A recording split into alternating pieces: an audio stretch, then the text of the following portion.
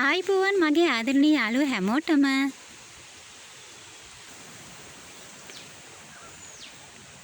ඔන්න ඉතින් කලාත්මක නිර්මාණ අගය කරන්න කැමති පරිසරයේ සුන්දරත්වයේ විඳින්න කැමති ඔයාලා වෙනුවෙන්ම තමයි ඉතින් මගේ වීඩියෝ අරගෙන එන්නේ.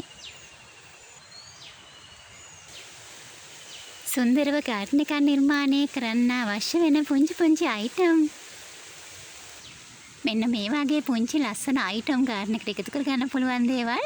ඉතින් ඔන්න මගේ වීඩියෝත් එක්ක රැඳිලා හිටියත් ඔයාලට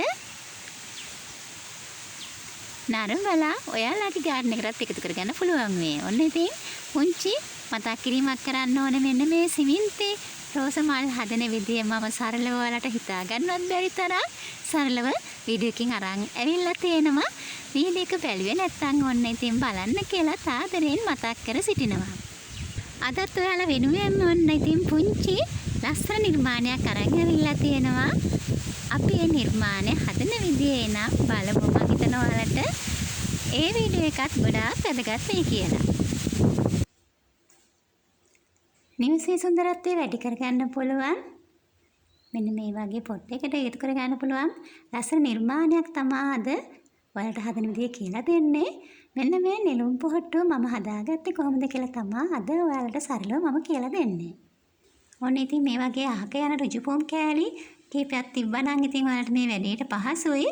නැත්නම් ඉතින් වෙළඳ පොලෙන් ගන්නත් පුළුවන්. ඊට පස්සේ ඉතින් සාමාන්‍ය හැඩයක් එන විදියට ඍජු පොම් කෑල්ල ඔය විදියට නෙළුම් පොහට්ටුවක හැඩේ තියෙන විදියට සාමාන්‍ය විදියට ඔයාලා කපා ගන්න.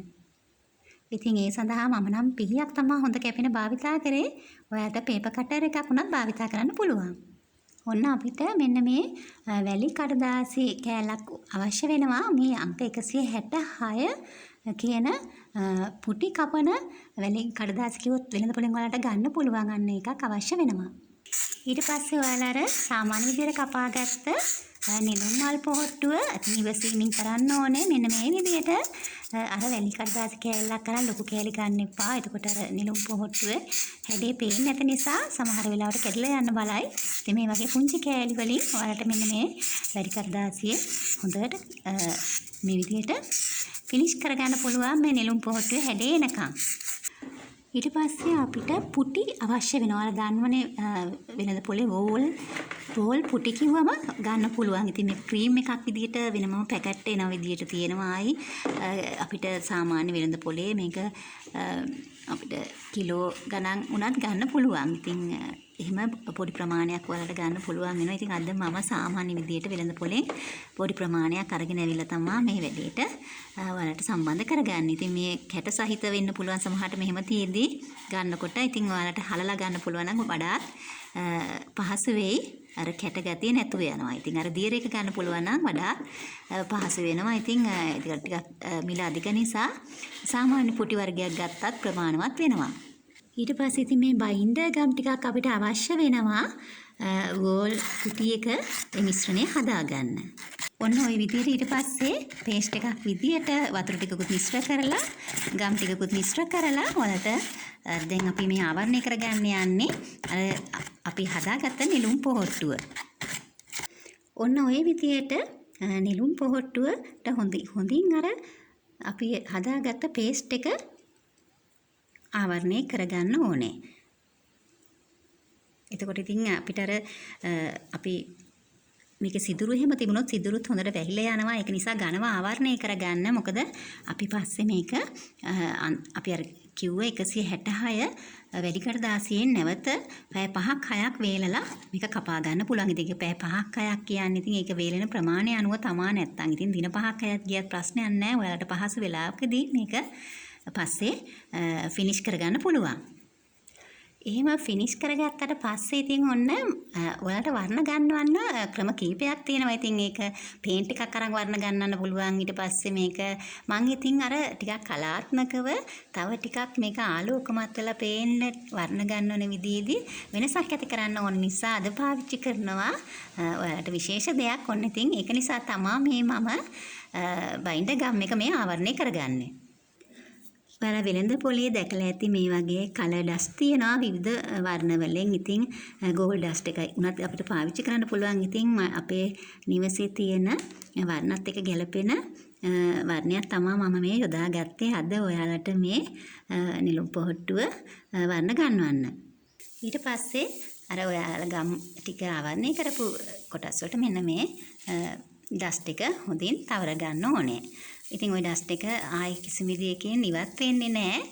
ඉතින් නැවත අපිට ආවරණයක් එහෙම කරගන්න ඕන නම් ඩස්ට් එක දාගන්න ඕන නම් නැවත අර විදිහටම 160 වැඩිකර දාසියෙන් කපලා ඉතින් ওই විදිහටම වර්ණ ගන්න පුළුවන්. ඊට පස්සේ නැත්නම් මේක ඉවත් කරගන්න ඕන නම් ඒ විදිහටම කරලා වලට වෙනත් විදියකින් වර්ණ ගන්නත් පුළුවන්.